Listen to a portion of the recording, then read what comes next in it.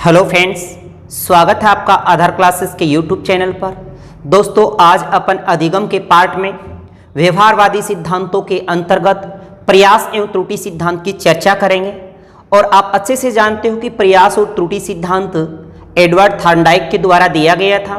तो प्रयास एवं त्रुटि के सिद्धांत के आधार पर उन्होंने जैसे कौन कौन से शैक्षिक महत्व के आधार पर कुछ बातें बताई, या ये कह दे कि कौन से सीखने के सिद्धांत बताए। उन सीखने के सिद्धांतों से एग्जाम में काफी बार प्रश्न पूछा गया है। तो आज अपन डिटेल से वन बाय वन एक एक बातों की चर्चा करेंगे। हर बात जो एग्जाम से जुड़ी है उन बातों को लिखित में भी बताया जाएगा। जैसे कि स्टार्ट करते हैं अपन प्रयास एवं त्रुटि के सिद्धांत में। जैसा कि आपको चित्र में दिखाई दे रहा है, एक भूखी बिल्ली है और उसको पिंजरे में बंद किया जाता है और उसके सामने एक उद्दीपक के रूप में मछली का टुकड़ा रखा जाता है। ये बात तो बाद की है। सबसे पहले हम प्रयास एवं त्रुटि के सिद्धांत की बात करते हैं कि कैसे ये सिद्धांत अस्तित्व में आया। तो सबसे पहले लेते हैं प्रयास एवं त्रुटि के सिद्धांत पे। प्रयास व त्रुटि का सिद्धांत। यस, सबसे पहले ये पता होना चाहिए कि प्रयास एवं त्रुटि का सिद्धांत किसने दिया है। जी, इसके जो प्रवर्तक हैं वो एडवर्ड थॉर्नडाइक है, जो अमेरिका के निवासी हैं। और ये सिद्धांत उनकी पुस्तक एजुकेशनल साइकोलॉजी यानी एजुकेशन साइकोलॉजी शिक्षा मनोविज्ञान नामक पुस्तक में प्रकाशित हुआ था। उसी पे अपन चर्चा करेंगे। देखो, एडवर्ड थॉर्नडाइक कहाँ के हैं? अमेरिका के। कई बार इसका पूरा नाम भी आ सकता है, तो आपको याद रखना है। तो थोड़ी सी हम थॉर्नडाइक से संबंधित कुछ विशेष बातें कर लेते हैं। थॉर्नडाइक ही प्रथम शैक्षिक मनोवैज्ञानिक है। प्रथम शैक्षिक मनोवैज्ञानिक। अगर हमें पूछा जाए कि प्रथम शैक्षिक मनोवैज्ञानिक कौन है, तो आपका जवाब क्या होगा? थॉर्नडाइक होगा। फिर दूसरी बात आती है, शिक्षा मनोविज्ञान के जनक कौन है?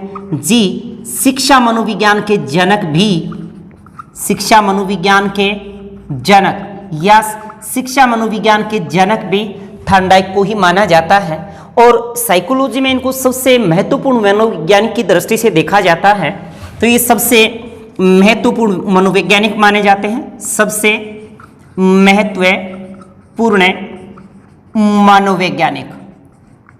दूसरी बात, अगर हम इसके अलावा बात करें, पशुओं के व्यवहार पर परीक्षण करने वाला प्रथम मनोवैज्ञानिक है। पशुओं के व्यवहार पर प्रयोग करने वाला प्रथम मनोवैज्ञानिक। तो पशुओं के व्यवहार पर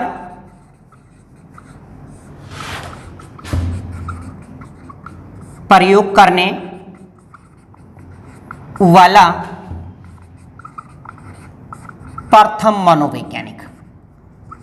प्रथम मनोवैज्ञानिक पूछे तो आपका जवाब होगा एडवर्ड थॉर्नडाइक। इस एडवर्ड थॉर्नडाइक की दो पुस्तकें हैं। एक तो उनका एक शोध पत्र था एनिमल्स इंटेलिजेंस, जो 1898 में उन्होंने एक शोध पत्र लिखा था। और वही शोध पत्र उनकी शिक्षा मनोविज्ञान नामक पुस्तक में 1913 में प्रकाशित हुआ था। तो इनकी जो पुस्तक है, एक तो इन्होंने 1898 ईस्वी को एनिमल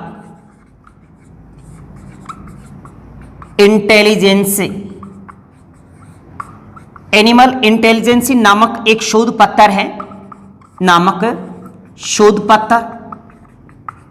कुछ एक कहते हैं बुक है, बुक नहीं है जी, एक शोध पत्र है। एनिमल्स इंटेलिजेंसी एक इनका एक शोध पत्र है। यही शोध पत्र उनकी 1913 को उनकी एक पुस्तक प्रकाशित हुई थी जिसका नाम था शिक्षा मनोविज्ञान।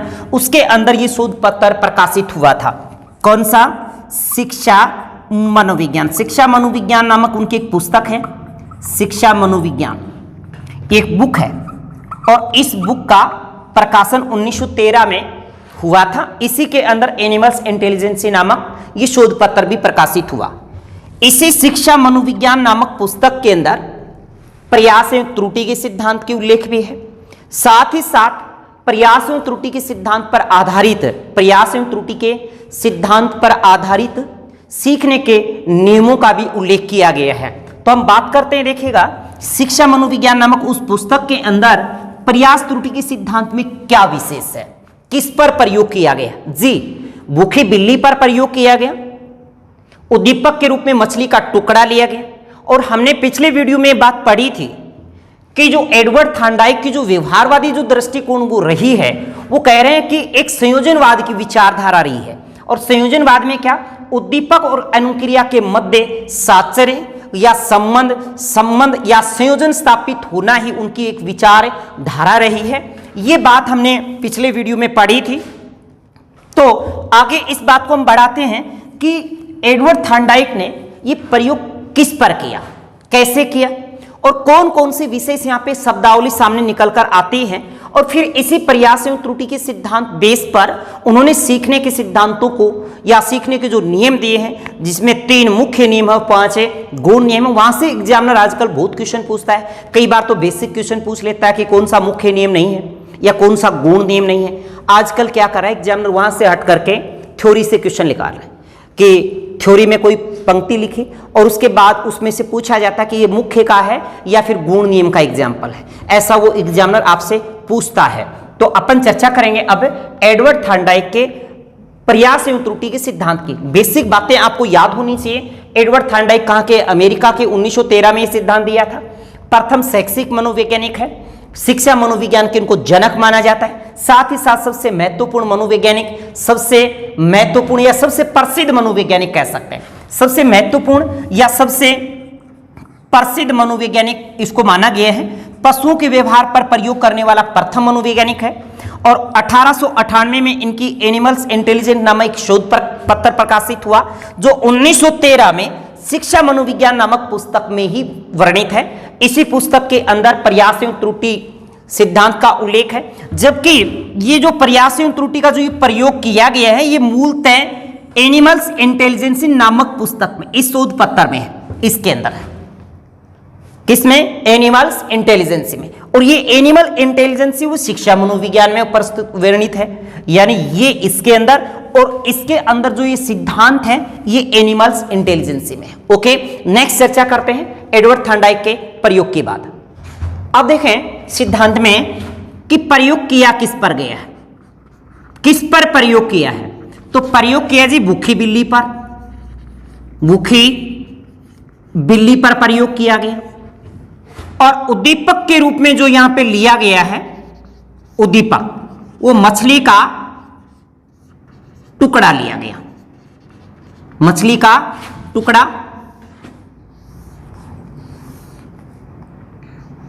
जैसे ये एक मछली है और ये एक मछली का टुकड़ा उद्दीपक के रूप में लिया गया। किसके रूप में? उद्दीपक के रूप में। जैसे भूखी बिल्ली होगी और उसके सामने मछली का टुकड़ा होगा, तो निश्चित बात है कि ये बिल्ली इस मछली को, टुकड़े को पाने का पूरा प्रयास करेगी, पूरा प्रयास करेगी। मतलब कहने का मतलब इसका लक्ष्य क्या होगा? इस बिल्ली का लक्ष्य होगा मछली के टुकड़े को प्राप्त करना, प्राप्त करना, ये बात रही। ठीक है, अब देखेगा, अब बात स्टार्ट करते हैं इस सिद्धांत से कि इसके उपनाम अन्य क्या क्या पड़े हैं। देखिए ये क्या है, एक उद्दीपक है। अब आपको यह भी पता होना चाहिए कि उद्दीपक होता क्या है। याद रखिए, उद्दीपक वह प्रेरक होता है जो किसी प्राणी विशेष को क्रिया करने के लिए क्या कर दे, मजबूर कर दे, प्रेरित कर दे। वो क्या है? उद्दीपक है। अपने आप में ये अभिप्रेरक का काम भी करता है। तो क्या करें, जैसे ये उद्दीपक मछली का टुकड़ा, मछली का टुकड़ा, ये जी उद्दीपक है। ओके, नेक्स्ट, अब यहां पे ये बिल्ली है। ठीक है, अब बिल्ली क्या करेगी? इस मछली के टुकड़े को पाने के लिए बार बार प्रयास करेगी, यानी अनेकों प्रयास, कभी इधर गिरेगी, कभी उधर गिरेगी, यानी उल्टा सुल्टा इसमें गिरेगी। कहने का मतलब ये इस दरवाजे से निकलने का बार बार क्या करेगी? प्रयास करेगी, बार बार प्रयास करेगी, मतलब आवृत्ति होगी। तो यहां पे उसकी अनुक्रिया, अनुक्रिया क्या होगी? बार बार वो क्या करेगी? प्रयास करेगी, बार बार प्रयास करेगी। तो देखिए इस सिद्धांत का एक उपनाम निकल कर आया, वो है उद्दीपक प्रतिक्रिया या अनुक्रिया का सिद्धांत। ओके, उद्दीपक प्रतिक्रिया। अब बिल्ली बार बार इस पिंजरे से निकलने का क्या करेगी, प्रयास करेगी, आवर्ती करेगी, दोहराएगी उस चीज को, तो कह सकते हैं आवर्ती का सिद्धांत। आवर्ती का सिद्धांत कह सकते हैं। अब देखिएगा, कहने का मतलब बिल्ली इसके अंदर बार बार निकलने के लिए बहुत अनेक प्रतिक्रियाएं करेगी, तो बहु प्रतिक्रिया का नियम भी कह सकते हैं, बहु प्रतिक्रिया का नियम भी कह सकते हैं, बहु प्रतिक्रिया का। देखिए जब अनेक अनेक क्रिया करेगी तो ये यहां पे लीवर लगा है, ये क्या है, लीवर, क्या है, लीवर। अब लीवर पर बिल्ली का अचानक से पैर रखा जाएगा या रखा जाए या गिर जाए तो अचानक से दरवाजा खुल जाएगा, अचानक से दरवाजा खुल जाएगा और बिल्ली बाहर निकलकर इस मछली के टुकड़े को प्राप्त कर लेगी। दोस्तों यहां पे ये अधिगम नहीं हुआ है, यानी जो ये खुला दरवाजा अचानक से ये जो खुला है ये एक मात्र संयोग है। क्या है, संयोग मात्र है। कहने का मतलब एक संयोग है या एक सफलता है, संयोग या सफलता, मतलब दरवाजा खुलना, दरवाजा खुलना एक मात्र क्या है, संयोग है। ठीक है। अब क्या है, जैसे पहले बिल्ली क्या थी, दुखी थी, इसके अंदर पहले बिल्ली क्या थी, दुखी थी। अब जब वो यतन प्रयत्न जैसे भी उसने किया और उससे बाहर निकल गई, बाहर निकलने के बाद उसे सुख तो महसूस हुआ ही होगा, तो हम कह सकते हैं ना सुख दुख का सिद्धांत, इसको नाम दे सकते हैं सुख दुख का सिद्धांत, कह सकते हैं जी, सुख दुख का सिद्धांत। परिश्रम किया परंतु फिर धैर्य रखा कि इससे निकला जाएगा, कोशिश किया, तो इसे परिश्रम धैर्य का नाम भी दिया जा सकता है, परिश्रम धैर्य का सिद्धांत। ओके, ये नाम देखिए कैसे क्या पड़े हैं, ये बात समझा रहा हूं आपको। ओके, देखिएगा नेक्स्ट बात क्या है। अगली बात, मैंने एक बात कही थी कि बिल्ली अनेकों इसमें प्रतिक्रिया करेगी, तो बहु प्रतिक्रिया का नाम भी देंगे अपन, बहु प्रतिक्रिया का सिद्धांत जी। और एक देखो उद्दीपक होता है स्टिमुलस, प्रतिक्रिया होता है रिस्पॉन्स, तो इसे क्या कहेंगे, एसआर थ्योरी भी कह सकते हैं, एसआर थ्योरी। ठीक है, नेक्स्ट बात सुनिएगा, बिल्ली ने इसमें बहुत से गलतियां की, बहुत से प्रयास किए, बहुत सा प्रयत्न किया, प्रयत्न या प्रयत्न भूल का सिद्धांत भी कह सकते हैं, प्रयत्न भूल का सिद्धांत। क्यों, क्योंकि इसने निकलने का बहुत सा प्रयत्न किया, अचानक भूल से कहां पैर रखा गया, लीवर से, तो प्रयत्न भूल का सिद्धांत भी अपने इसको नाम दे सकते हैं। आवर्ती का सिद्धांत भी नाम दे सकते हैं, पहले लिख दिया है आवर्ती का सिद्धांत। अब देखिएगा, अब उद्दीपक यानी जैसे ही दरवाजा खुला, आवर्ती की अनेकों क्रियाएं की, उल्टा सुल्टा बिल्ली गिरी होगी, बहु प्रतिक्रियाएं की, बहु प्रतिक्रिया का सिद्धांत हो गया। अब क्या है, अब इस उद्दीपक और अनुक्रिया के मध्य, उद्दीपक और अनुक्रिया के मध्य एक संबंध स्थापित हो जाएगा। कैसे, यह प्रयोग एक दिन नहीं हुआ, प्रयोग को एक दिन में से स्टार्ट में नहीं कि बिल्ली पहले ही दिन दरवाजा खोलना सीख गई, 10 दिन तक यह प्रयोग किया जाए, यानी बार बार बिल्ली को इसके अंदर रखा जाए। तो बिल्ली दूसरी बार जब इस पिंजरे में डाला जाता है बिल्ली को, तो बिल्ली वही भूखी रखा जाता है, फिर वही मछली का टुकड़ा सामने रखा जाए, तो बिल्ली वही उसी प्रकार से प्रयत्न करेगी, निकलने की बार बार कोशिश करेगी। फिर अब की बार वो उछल कूद इधर नहीं मचाएगी, तो वो इस दरवाजे के नजदीक ही उछल कूदे मचाएगी। तो कहने का मतलब वही दोबारा उसका लीवर पर पैर रखा जाएगा और दरवाजा फिर खुल जाएगा। मतलब क्या हो गया, उद्दीपक और अनुक्रिया में क्या संबंध हो गया, साचर्य। साचर्य का मतलब एक संबंध, क्या संबंध, और उसने चयन कर लिया किसका, लीवर का, तो चयन और संबंध का सिद्धांत भी कह सकते हैं। ठीक है, साथ ही साथ उद्दीपक का संबंध किससे, अनुक्रिया से, तो इसे संयोजनवाद का नाम भी दे सकते हैं, संयोजनवाद का। तो ये और क्या क्या नाम पड़े हैं, जैसे एक तो कहा साचर्य संबंध सिद्धांत, चयन संबंध सिद्धांत, चयन संबंध सिद्धांत, संयोजनवाद का सिद्धांत, संयोजनवाद का सिद्धांत। ओके, संयोजनवाद का सिद्धांत। इसके बाद एक नाम और देंगे अपन, संबंधवाद का सिद्धांत, संबंधवाद का सिद्धांत। संबंध किस किस के बीच संबंध, यानी उद्दीपक और अनुक्रिया के बीच संबंध, साचर्य चेन, चेन किसके साथ? लीवर के साथ। ओके, ये तो थे इसके उपनाम। दोस्तों उपनामों को जरूर याद रखना, ऐसा नहीं कि प्रयास त्रुटि से ही काम चलेगा। हो सकता है संयोजनवाद आ जाए, हो सकता है चयन संबंध, संयोजनवाद, संबंधवाद, साचर्य, प्रयत्न, भूल या बहु प्रतिक्रिया, हो सकता है आजकल ऐसा भी नाम लिख सकता है, गलती कोशिश का सिद्धांत नाम भी दे सकता है। क्या? गलती कोशिश का सिद्धांत। अब देखिएगा इसके बाद जैसे धीरे धीरे इस बिल्ली को इसके अंदर रखा जाता है, वही भूखा रखा गया, फिर पिंजरे में डाला, फिर भूखा रखा, फिर पिंजरे में डाला। एक दिन ऐसा आता है कि बिल्ली ने कोई उछल कूद नहीं मचाई और सीधा अंदर गई, लीवर पे पैर रखा, बाहर आई और दरवाजा खोलना सीख गई। यानी कहने का मतलब जब अंतिम बार बिल्ली बिना प्रयास के, बिना आवर्ती के जब पिंजरे का दरवाजा खोलना सीख जाती है, तब वहां पे क्या हुआ?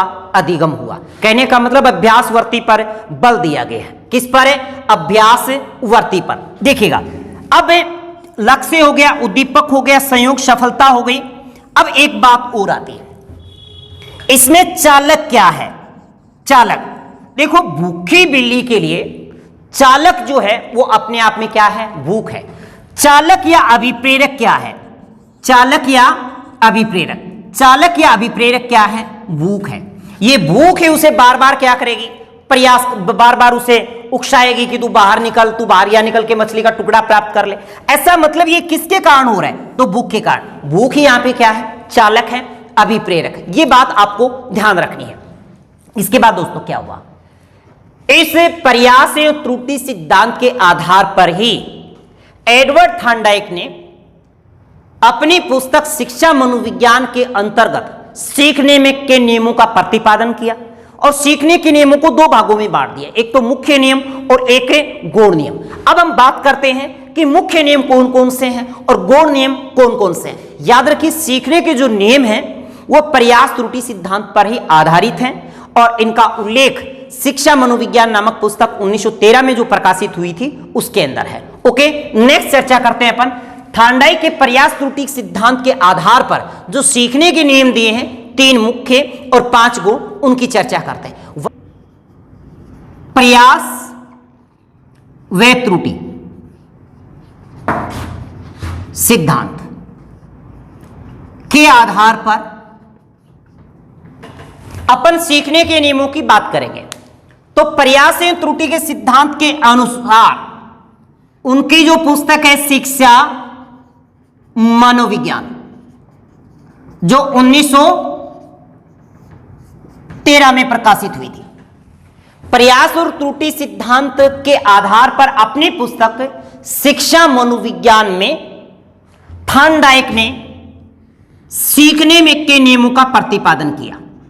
किसका? सीखने का नियम या सीखने के नियमों का। ये जो सीखने के नियम हैं इनको 2 भागों में डिवाइड किया गया। दोबारा सुनिए, थार्नडाइक ने प्रयास एवं त्रुटि सिद्धांत के आधार पर अपनी पुस्तक शिक्षा मनोविज्ञान में 1913 ईस्वी को सीखने के नियमों का प्रतिपादन किया। किनका? सीखने के नियमों का। तो ये जो सीखने के नियम होंगे ये किस पर आधारित है? प्रयास त्रुटि सिद्धांत पर आधारित है। इनका उल्लेख कहां या वर्णित कहां है? शिक्षा मनोविज्ञान नामक पुस्तक में। ओके, अब जो सीखने के जो नियम हैं इनको 2 भागों में बांटा गया। एक तो है जी मुख्य नियम और एक है गौण नियम। मुख्य नियम और गौण नियम। मुख्य नियमों की संख्या यहां पे 3 है और गौण नियम यहां पे 5 है। कितने हैं? मुख्य नियम 3 और गौण नियम 5। ओके, तो ध्यान से सुनना है। यहां से क्वेश्चन कई बार सीधा ही पूछ लिया जाता है कि निम्न में से कौन सा मुख्य नियम नहीं है या निम्न में से कौन सा गौण नियम नहीं है। तो 3 गौण नियम देता है, एक मुख्य दे देता है। या निम्न में से कौन सा मुख्य नियम है, तो 3 गौण दे देता है और एक मुख्य नियम दे देता है। मतलब आपको मुख्य नियम और गौण नियम जो 5 हैं इन सभी को नाम सहित याद रखना है, यानी प्रत्येक के नाम आपको याद होने से। तो सुनिए, पहला जो नियम है मुख्य में वो है तत्परता का। तत्परता का नियम कौन सा है? तत्परता का नियम 1 नंबर जी। तत्परता के नियम को ही हम मानसिक तैयारी का नियम कह सकते हैं। मानसिक तैयारी का नियम। ये मानसिक तैयारी का जो नियम है, यानी तत्परता के नियम को ही मानसिक तैयारी का जो नियम कहा है, यह बात जी वुडवर्थ ने कही है। वुडवर्थ ने ही तत्परता के नियम को मानसिक तैयारी का नियम कहा है। तो पहला नियम क्या हुआ? तत्परता का नियम हुआ। कौन सा? तत्परता का, जिसको हम क्या कहेंगे? मानसिक तैयारी का नियम कहेंगे। ओके, नंबर 2 पे आते हैं। दूसरा है अभ्यास का नियम। कौन सा? अभ्यास का। और तीसरा है जी प्रभाव का। प्रभाव कहें, परिणाम कहें या संतोष कहें, बात एक ही है। परिणाम का नियम, प्रभाव का नियम या संतोष का नियम, ये जी बात एक ही है। कई बार ये नाम आ सकते हैं। तो प्रभाव का नियम या परिणाम का नियम, ये परिणाम और संतोष इसके उपनियम है, इनको उपनाम दिया जा सकता है। तो 3 मुख्य कौन कौन से हुए? याद रखिएगा, तत्परता, अभ्यास और प्रभाव या परिणाम। ठीक है, ये 3 नियम तो है मुख्य। अब बात करते हैं 5 गुण नियम कौन कौन से हैं। नंबर 1, 5 गुण में सबसे पहली बात आती है बिल्ली के द्वारा अनेक प्रतिक्रिया की बहु प्रतिक्रिया का नियम होगा। बहु प्रतिक्रिया का नियम जी, पहला कौन सा होगा? बहु प्रतिक्रिया का। गुण नियम में दूसरा होगा आंशिक क्रिया का नियम। कौन सा? आंशिक क्रिया का नियम जी। 2 नंबर होगा आंशिक क्रिया का नियम जी। 2 नंबर रहेगा आंशिक क्रिया का नियम। और 3 नंबर रहेगा मनोवर्ती या फिर मानसिक विन्यास या फिर मानसिक स्थिति। 3 नंबर क्या रहेगा? मनोवृत्ति या फिर मानसिक स्थिति। देखिए यहां पे मानसिक स्थिति है और यहां पे मानसिक तैयारी है। ओके, ये डाउट में मत आना। मानसिक स्थिति मनोवर्ती को ही कह रहे और तत्परता को मानसिक तैयारी कह रहे, यानी मानसिक रूप से तैयार होना, शारीरिक रूप से तैयार होना तो तत्परता का नियम है। ठीक है, तो मनोवर्ती या मानसिक स्थिति या मानसिक विन्यास, या कहेंगे मानसिक विन्यास, विन्यास का नियम। ओके, 4 नंबर जो है, 4 नंबर है आत्मीकरण। क्या रहेगा? आत्मीकरण। आत्मीकरण को ही आप कह सकते हैं सादृश्यता, सादृश्यता का नियम। साथ ही साथ सादृश्यता को कह सकते हैं सदृश, एक जैसा, मतलब समान, समानता का नियम जी, समानता का नियम। ओके, ये 4 नंबर रहेगा, आत्मीकरण, सादृश्यता या समानता का नियम। 5वां जो रहेगा वो है जी अपना साचर्य नियम, यानी आपका कौन सा? साचर्य नियम। तो दोस्तों आप लोगों को ये 3 तो मुख्य और 5 गुण नियमों के नाम अवश्य याद होने चाहिए। क्या होने चाहिए? नाम अवश्य याद होने चाहिए। अब हम क्या करेंगे, 1 बाय 1 करके तत्परता के नियम में क्या है, अभ्यास के नियम में क्या है, प्रभाव परिणाम का नियम क्या है, इनको समझने का प्रयास करेंगे और फिर इन 5 को समझने का पूरा प्रयास करते हैं। तो सबसे पहले लेंगे हम तत्परता के नियम पे। किसके? तत्परता के नियम, फिर अभ्यास का नियम और फिर प्रभाव और परिणाम के संतोष के नियम। फिर हम चर्चा करेंगे बहु प्रतिक्रिया, आंशिक क्रिया, मनोवर्ती, आत्मीकरण और साहचर्य नियम की। ओके, तो ये 5 नियम उप हैं और ये 5 गुण नियम हैं और 3 मुख्य नियम हैं। आपको इनको नाम कंठस्थ कर लेने दोस्तों, क्योंकि नाम पेपर में आ जाते हैं। देखिए आप पीछे के पेपर उठा के देखिए, आपको पता चलेगा कि यहां से क्वेश्चन यहीं से पूछ रहा है आजकल एग्जाम में। यानी कौन सा, जैसे कह दिया कि मुख्य नियम नहीं है, 3 ये दे दिया, इसमें से एक उठा के दे दिया। जैसे उसने दे दिया मानसिक तैयारी और मानसिक स्थिति, तो भ्रम में आ जाते हैं। फिर कह सकता है निम्न में से कौन सा गुण नियम नहीं, तो 3 तो गुण दे देगा और 1 ये दे देगा। हो सकता है संतोष का नाम आया हुआ है एक बार, संतोष का नियम या परिणाम का नियम। तो अब हम चर्चा करते हैं 1 नंबर पे तत्परता के नियम की। नंबर 1 तत्परता का नियम जी। सबसे पहले इसका उपनाम क्या है जी? उपनाम क्या है जी? मानसिक तैयारी का सिद्धांत, मानसिक तैयारी का नियम, और ये किसने कहा है? जी वुडवर्थ ने, अमेरिका के ही निवासी है। अब देखो तत्परता के नियम में क्या है। तत्परता से नाम से आपको पता चला है कि जब कोई कार्य करने के लिए शारीरिक और मानसिक रूप से अगर कोई तैयार है तो कार्य करना सीख जाता है। देखिए दोबारा सुनिए, किसी भी कार्य को करने के लिए मानसिक और शारीरिक रूप से तैयार है अगर कोई, तो उस कार्य को करना सीख जाता है। यानी कोई भी बालक है या कोई भी प्राणी है, वो किसी कार्य को करने के लिए शारीरिक और मानसिक रूप से अगर वो कार्य करने के लिए तैयार है तो उस कार्य को करके वो सीखे जाता है। या हम ये कह सकते हैं, जब कोई प्राणी किसी कार्य को करने के लिए तैयार होता है, जब कोई प्राणी या कोई बालक किसी कार्य को करने के लिए तैयार होता है और उसी समय उसे वो कार्य करने के लिए दे दिया जाए या उसी समय वो उस कार्य को उसे अवसर मिल जाए, तो बालक में उस कार्य के प्रति रुचि जागृत हो जाती है। क्या हो जाती है? रुचि जागृत हो जाती है। दोबारा सुनिए, तत्परता के नियम, किसी भी कार्य को करने के लिए शारीरिक और मानसिक रूप से तैयार अगर है कोई, तो वह कार्य करना बालक सीख जाता है। अगर शारीरिक और मानसिक रूप से कार्य करने के लिए तैयार नहीं है तो वो कार्य करना नहीं सीखेगा। या ये कहें कि जब कोई प्राणी किसी कार्य को करने के लिए तैयार होता है, किसी कार्य को करने के लिए तैयार होता है और उस कार्य का करने का उसी समय उसे अवसर प्रदान हो जाए, तो उस कार्य विशेष में उस बालक को रुचि जागृत होती है और कार्य करना सीख जाता है। तो देखिए इसके जो उपनियम है, यानी दो बातें, तो शारीरिक और मानसिक रूप से तैयार होना चाहिए।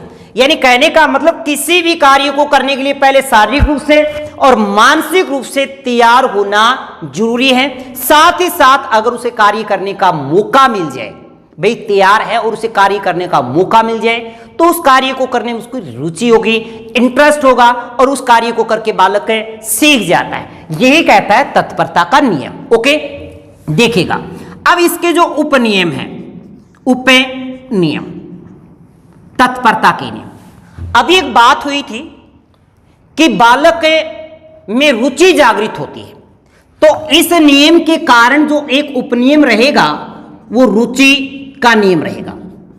क्या रहेगा? रुचि का नियम। अगर बालक को किसी कार्य करने के लिए तैयार है और उस समय उसे कोई अवसर मिल जाए, तो बालक उस कार्य करने में रुचि, इंटरेस्ट जागृत होता है। अर्थात हम कह सकते हैं कि अगर वो मानसिक रूप से, शारीरिक रूप से तैयार है तो उस कार्य को करने में उसे इंटरेस्ट आएगा, रुचि होगी। तो इसका उपनियम क्या होगा? रुचि का नियम होगा। देखिएगा अब यहां से पेपर में क्या पूछता है, पेपर में क्या पूछता है, साफ एग्जाम्पल देता है। जैसे आपने कई बार तो ये तो पढ़ा ही होगा, जैसे काफी बार एग्जाम में भी एक बार आया हुआ है कि घोड़े को तालाब के पास तो ले जाया जा सकता है पर पानी पीने के लिए उसे बाध्य नहीं किया जा सकता। यानी ले जाया जा सकता है, तत्पर किया जा सकता है, पर आप उसमें इंटरेस्ट नहीं जगा सकते जब तक वो स्वयं क्या नहीं है, तैयार नहीं है।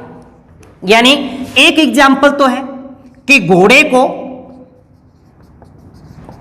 तालाब के पास ले जाया जा सकता है, परंतु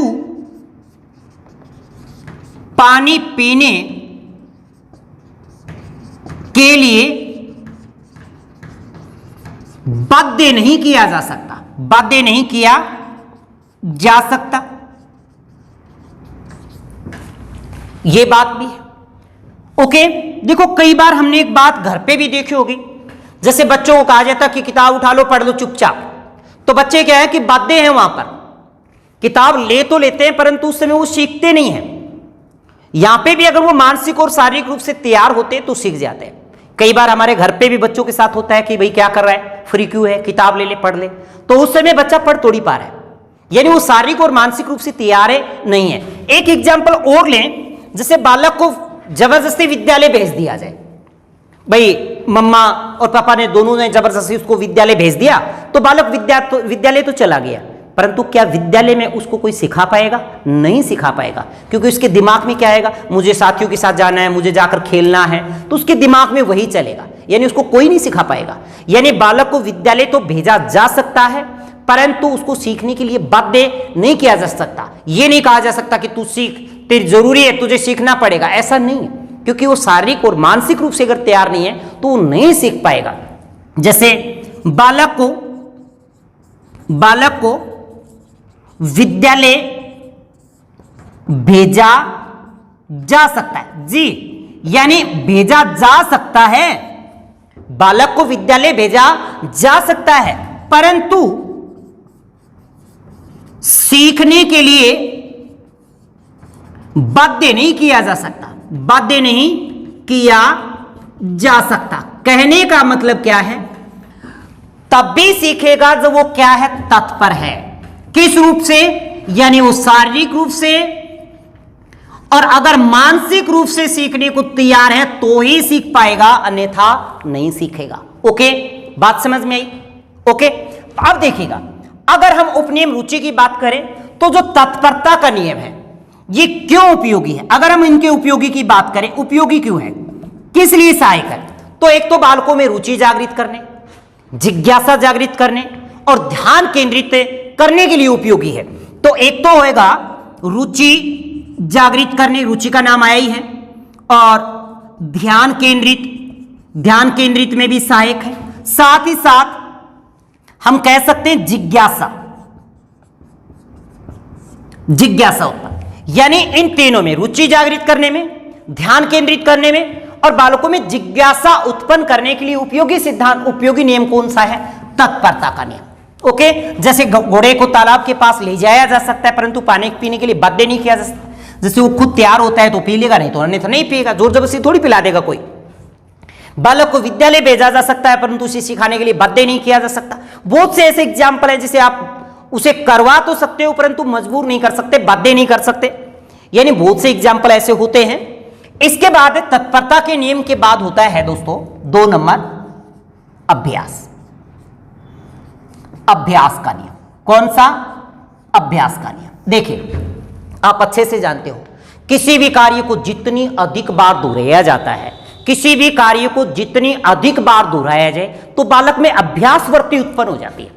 किसी भी कार्य को जितनी अधिक बार दोहराया जाए तो बालक में अभ्यास वृत्ति जागृत हो जाती है या अभ्यास वृत्ति आ जाती है, जिसके कारण परिणाम क्या रहेंगे? सकारात्मक रहेंगे, यानी रिजल्ट उसका सकारात्मक रहेगा। यानी कहने का मतलब अभ्यास का नियम क्या कह रहा है कि किसी भी चीज को करो तो बार बार करो, बार बार दोहराओ, जिससे उसमें अभ्यास वृत्ति आ जाए, और अभ्यास वृत्ति के कारण जो परिणाम अगर सकारात्मक आते हैं तो बालक सीख जाता है। अगर उसके परिणाम सकारात्मक नहीं आए तो बालक नहीं सीखता।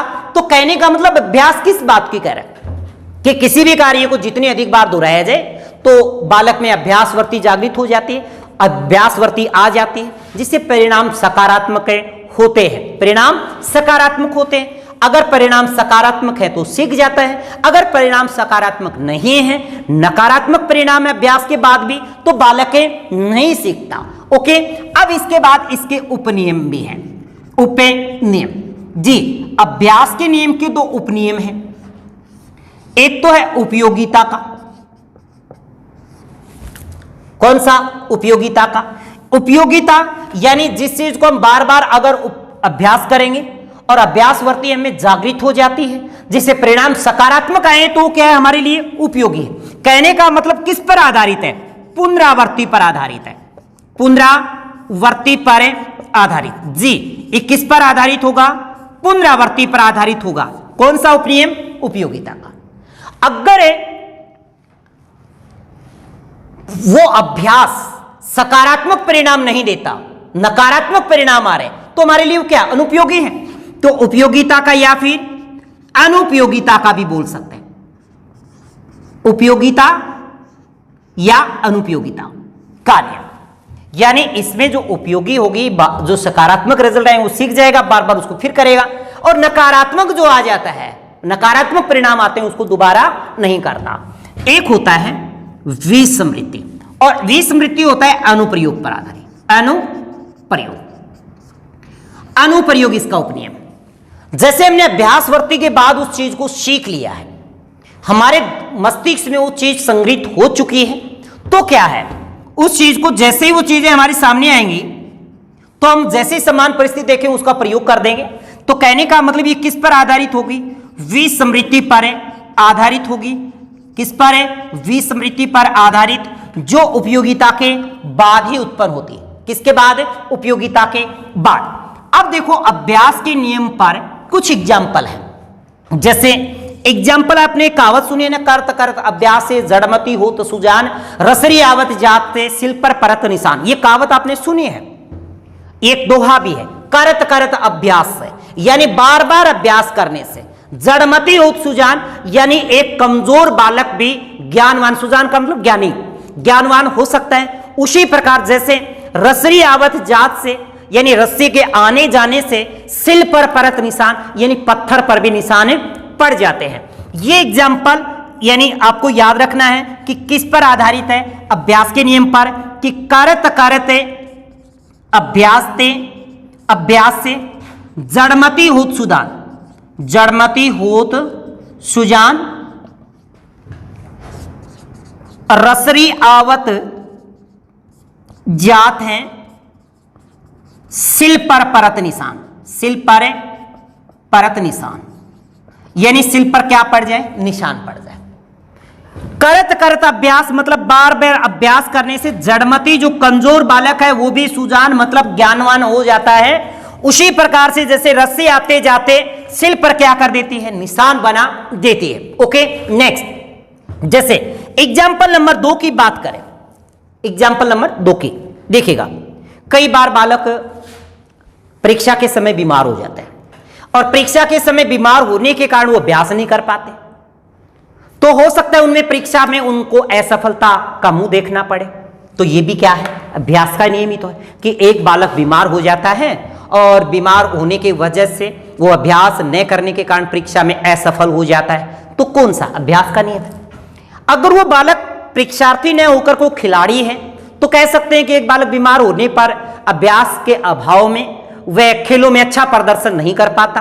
कई बार अभ्यास का नाम भी नहीं आता, कई बार ऐसा भी आ सकता है कि एक बालक बीमार होने के कारण खेलों में अच्छा प्रदर्शन नहीं कर पाता। तो ये कौन से नियम का एग्जाम्पल है, तो याद रखिएगा अभ्यास का नियम। बीमार हो गया, अभ्यास नहीं करेगा तो खेल में अच्छी रुचि नहीं दिखलाएगा और बच्चा नहीं सीख पाएगा या अच्छा नहीं प्रदर्शन नहीं कर पाएगा।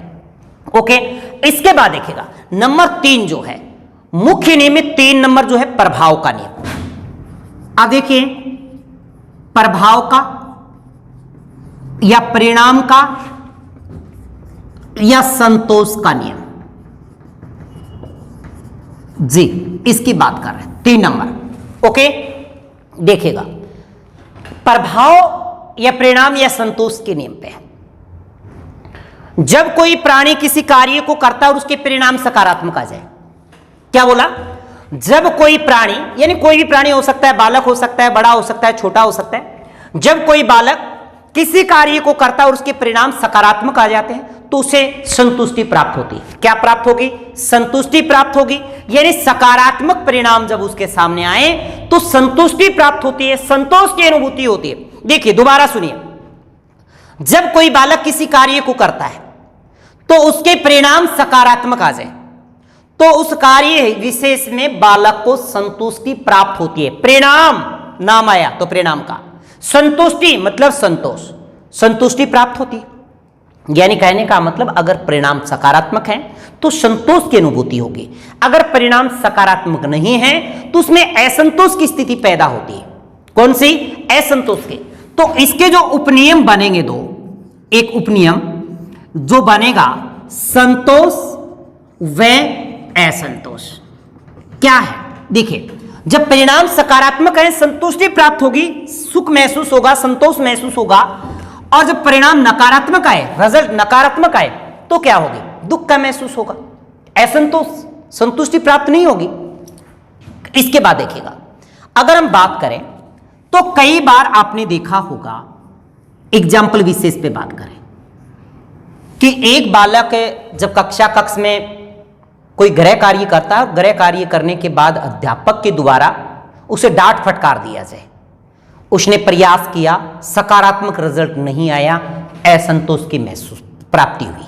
ओके, यानी जब कोई बालक गृह कार्य करता है और अध्यापक के द्वारा उसे डांट फटकार दिया जाए तो कौन सा नियम, प्रभाव, परिणाम, संतोष, ये तो है।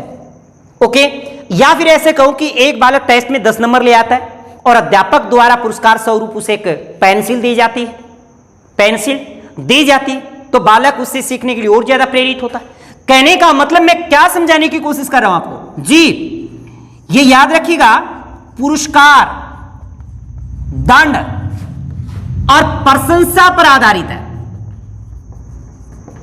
अगर बालक के किसी कार्य विशेष के करने के बाद अगर उसको प्रशंसा कर दी जाए तो बालक उसमें संतोष, सुख ज्यादा महसूस करता है। ओके, अगर ऐसा हुआ तो बालक की जो मनोवृत्ति है, बालक के जो मनोभाव हैं, बालक की मनोवृत्ति और मनोभावों के विकास में भी क्या होगी, सहायक होगी।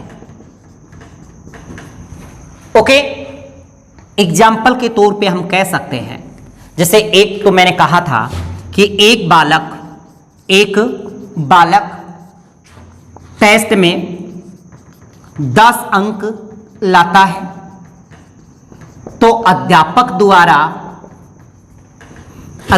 द्वारा उसे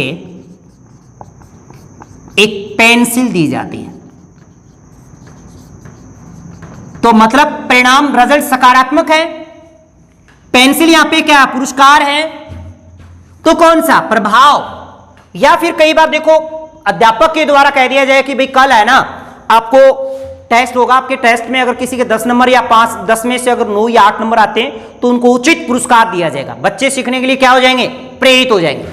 क्या किसका प्रभाव है, पुरस्कार का। अगर उसे दंड का कह दिया जाए कि दंडित किया जाएगा तो क्या सीखने के लिए प्रेरित नहीं होंगे। अगर एक बालक के अच्छे नंबर लाता है, उसकी प्रशंसा कर दी जाए तो दूसरे बालक भी क्या करते हैं, सीखने के लिए प्रेरित होते हैं। प्रशंसा भी है।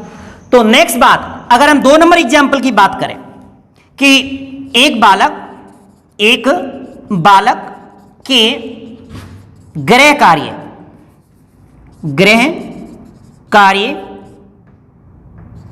को अध्यापक ने देखकर बालक को डांट फटकार लगाई, तो भी क्या है, यह भी अपने आप में क्या है, दंड के रूप में। तो यहां पे कौन सा रहेगा, प्रभाव, परिणाम, संतोष का ही तो रहेगा। ओके, और कह सकते हैं जैसे एग्जाम्पल के तौर पे और ले लें कि एक बालक रोजाना अपने पापा के साथ रोजाना बगीचे में घूमने जाता है, तो भी एक इसका एग्जाम्पल प्रभाव का। पापा का प्रभाव है उस पर कि तेरा कोई कुछ नहीं बिगाड़ेगा, तेरा आराम से कोई रेख देख करने वाला कौन है, पापा है, तो उसे डर नहीं है, कोई भय नहीं है। अगर इसके विपरीत एक दिन बच्चा गया और उसके पापा साथ हैं और कोई कुत्तों बिल्ली उनका पीछा पड़ गया या लाग गया तो बालक के दूसरे दिन नहीं जाएगा। क्यों, परिणाम नकारात्मक आया था। तो यहां पे जैसे एक बालक अपने पिता के साथ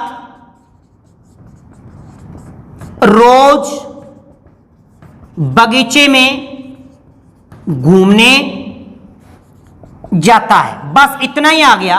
और ये एग्जाम्पल किसका है, प्रभाव का नियम का। ओके, किसका, प्रभाव का। ओके, एक बात और भी कह सकते हैं कि सफलता से बढ़कर कोई पुरस्कार नहीं है।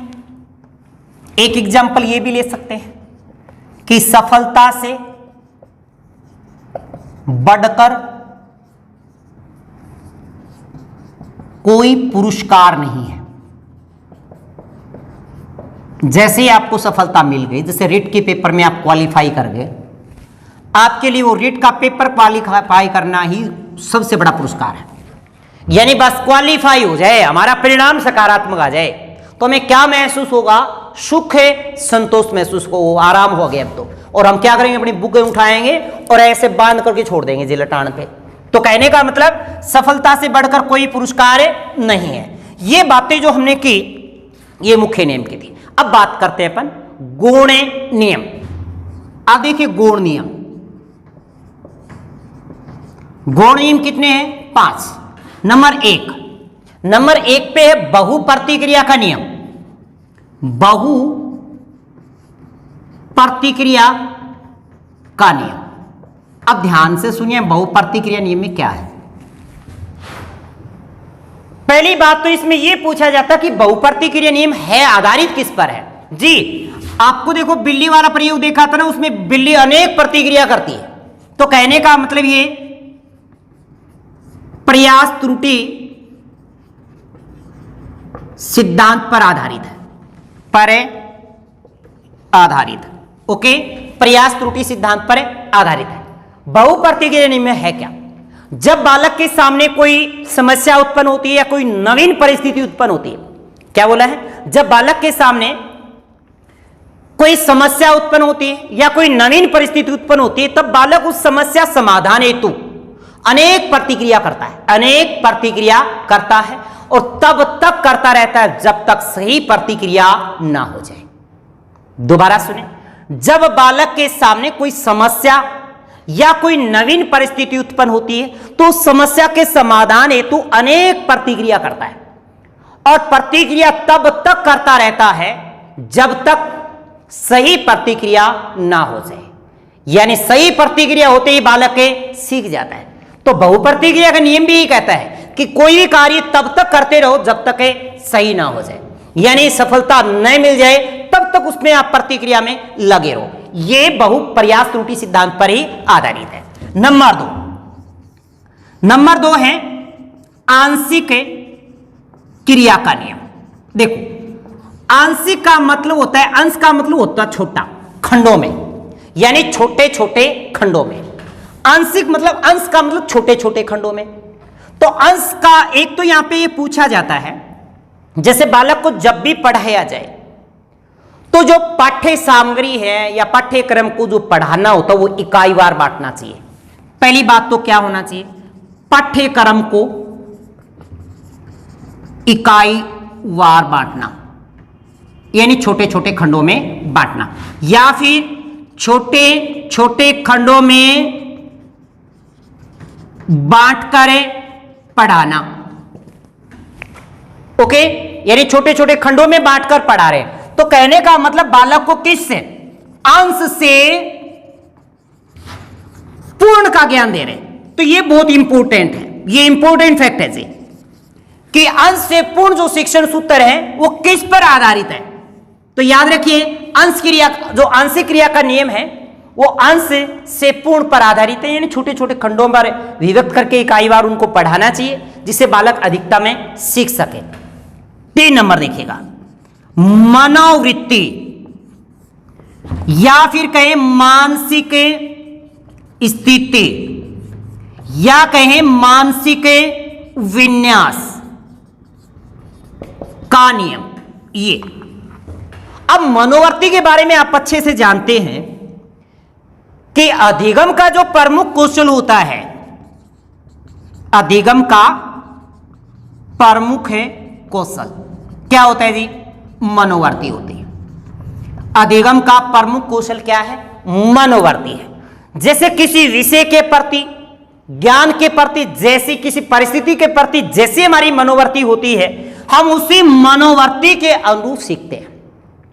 यानी बालक अपनी मनोवृत्ति के अनुरूप ही सीखता है, अधिगम करता है। जैसे उसकी मनोवृत्ति होगी, जैसे उसकी धारणा होगी, वैसा ही बालक सीख पाएगा। अगर बालक के एक विषय के प्रति नकारात्मक धारणा है तो नहीं सीख पाएगा। अध्यापक के प्रति नकारात्मक धारणा है तो अध्यापक उस बच्चे को नहीं सिखा पाएगा। कहने का मतलब मनोवृत्ति पे भी अधिगम डिपेंड करता है। इसके बाद देखिए 4 नंबर है आत्मीकरण या सादृश्यता या फिर समानता। देखो, नाम से ही पता चलता है, आत्मीकरण का मतलब उसे संतुष्टि, सदृश का मतलब उसे सम्मान दिखाई दे, और आगे समानता का नाम है ही। देखो, जब बालक के सामने कोई नवीन परिस्थिति या समस्या आती है, जब बालक के सामने कोई नवीन समस्या या परिस्थिति उत्पन्न होती है, तब बालक उससे मिलती जुलती परिस्थिति को याद करता है। यानी उससे मिलती जुलती परिस्थितियों को याद करता है और उस कार्य विशेष में आने वाली समस्या का समाधान कर देता है। क्या बताया? देखिए दोबारा सुने। जब बालक के सामने कोई नवीन परिस्थिति या समस्या आती है तो बालक उस समस्या से मिलती जुलती कोई अन्य परिस्थिति या समस्या को याद करता है जो पूर्व अनुभव कर चुका है। वो पूर्व अनुभव कर चुका है, यानी पूर्व अनुभव कर चुका है मतलब ज्ञात है उसे, और किसकी ओर जा रहे हैं? अज्ञात। ज्ञात से अज्ञात पर आधारित है। यस, किस पर आधारित है? ज्ञात से अज्ञात पर आधारित है। किस पर? ज्ञात से अज्ञात शिक्षण सूत्र पर आधारित है। यानी बालक के सामने जब कोई नवीन परिस्थिति, नवीन समस्या उत्पन्न होती है तो वह बालक उससे मिलती जुलती समस्या परिस्थिति को याद करता है जो पूर्व अनुभव वो कर चुका है या पहले वो सीख चुका है। तो कहेंगे ज्ञात से अज्ञात शिक्षण सूत्र पर आधारित। ओके, नेक्स्ट 5 की बात करते हैं। 5वीं है साहचर्य का नियम। साहचर्य का नियम जो है थार्नडाइक ने पावलो के शास्त्रीय अनुबंध सिद्धांत को ही इसमें वर्णित किया है। उसने कहा कि जो प्रतिक्रिया किसी उद्दीपक से होती है या जो किसी उद्दीपक से जो प्रतिक्रिया होती है वही प्रतिक्रिया दूसरे उद्दीपक से भी जोड़कर करवाई जा सकती है। ओके, जोड़कर करवाई जा सकती है।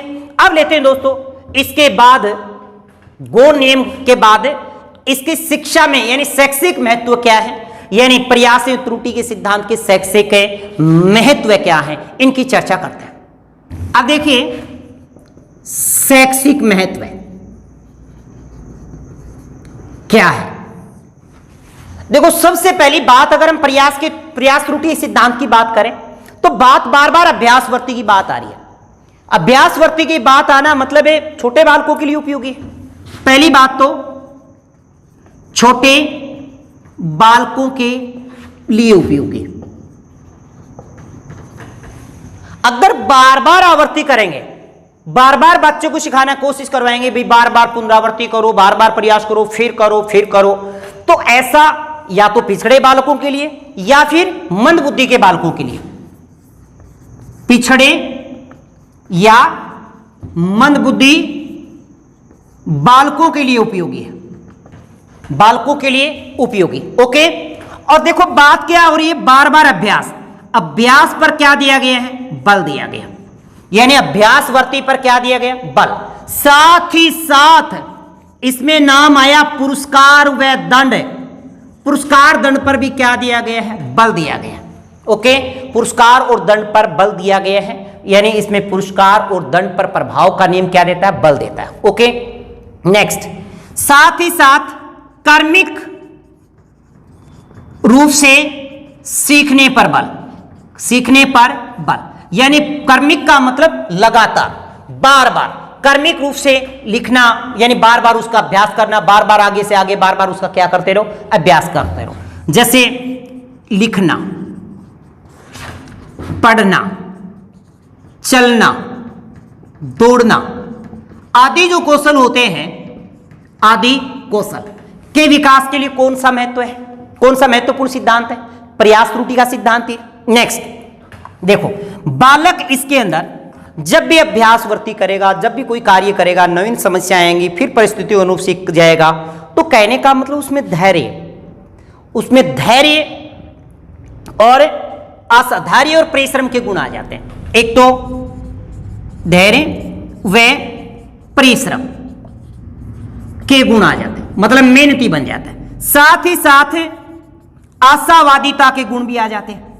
आशावादिता का विकास मतलब उम्मीद है कि हमारा भी कुछ ही होएगा। ओके, साथ ही साथ हम ये कह सकते हैं कि बालक में इसमें आत्मनिर्भर बनाने पर भी क्या देगा? बल। आत्मनिर्भर बनाने पर भी बल देगा। साथ ही साथ एक बात देखिए, ज्ञात से अज्ञात में हमने अभी पढ़ा था साहचर्य में, यानी पहले जो हम सीख चुके हैं उसको दोबारा काम में ले लो, यानी अनुभव का लाभ उठाने की योग्यता, अनुभव का लाभ उठाने की योग्यता का विकास शैक्षिक महत्व में होगा। ठीक है। नेक्स्ट, इसमें बालक जो भी अभ्यास करेगा स्वयं करेगा। स्व अधिगम द्वारा सीखने पर बल दिया जाएगा। स्वयं अधिगम द्वारा सीखने पर बल, यह बात भी इंपॉर्टेंट है।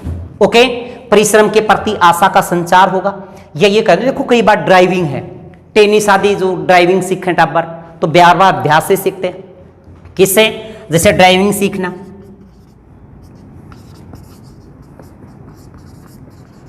टाइपिंग सीखना, किस पर आधारित? प्रयास त्रुटि पर आधारित है। ठीक है। इसके बाद जो बालक ने अर्जित ज्ञान किया तो अर्जित ज्ञान को उपयोगी बनाने वाला सिद्धांत है, ये सबसे इंपॉर्टेंट बात है। पर एक बात और ध्यान रखिए, जो साइंस में आर्किमिडीज का सिद्धांत है वो इसी पर आधारित है, इसी पर आधारित। कौन सा? आर्किमिडीज का, जो साइंस में पढ़ते हैं। सबसे इंपॉर्टेंट बात जो है कि अर्जित ज्ञान जो हमने सीखा है अभ्यासवर्ती से, अर्जित ज्ञान को उपयोगी बनाने वाला सिद्धांत है। पूछ सकता है एग्जामिनर कि अर्जित ज्ञान को उपयोगी बनाने के लिए कौन सा महत्वपूर्ण सिद्धांत है, तो याद रखिएगा प्रयास एवं त्रुटि का सिद्धांत है। प्रयास एवं त्रुटि का सिद्धांत। फिर इस सिद्धांत के कुछ दोष भी हैं। दोष का मतलब इसकी कमियां भी हैं। क्या क्या कमियां हैं? कमियां देखिएगा। देखिए, सबसे पहले अगर बालक बार बार प्रयास करेगा तो व्यर्थ प्रयत्न करने का ज्यादा चांस रहेगा। एक तो व्यर्थ प्रयत्न का चांस ज्यादा बनेगा, और एक ये भी कह सकते हैं कि जो सीखने के कारण जो स्पष्ट नहीं होते, सीखने के जो रीजन होते हैं वो कोई स्पष्ट नहीं है कि अभ्यास करते जो क्यों करें, इसका कोई स्पष्ट रीजन है नहीं है। और साथ ही साथ ये सिद्धांत रटने पर बल देता है, यानी यांत्रिक है, ये रटने पर ही बल देता है, यांत्रिक क्रियाओं पर आधारित है। मतलब लिखो, पढ़ो, रटो, बस रटने पर बल देता है, याद रखिएगा। साथ ही साथ प्रतिभाशाली बालकों को इनके द्वारा शिक्षा नहीं दी जा सकती। ये रहते हैं इस सिद्धांत के कुछ दोष या कुछ कमियां। दोस्तों, इसी के साथ all the best, thank you.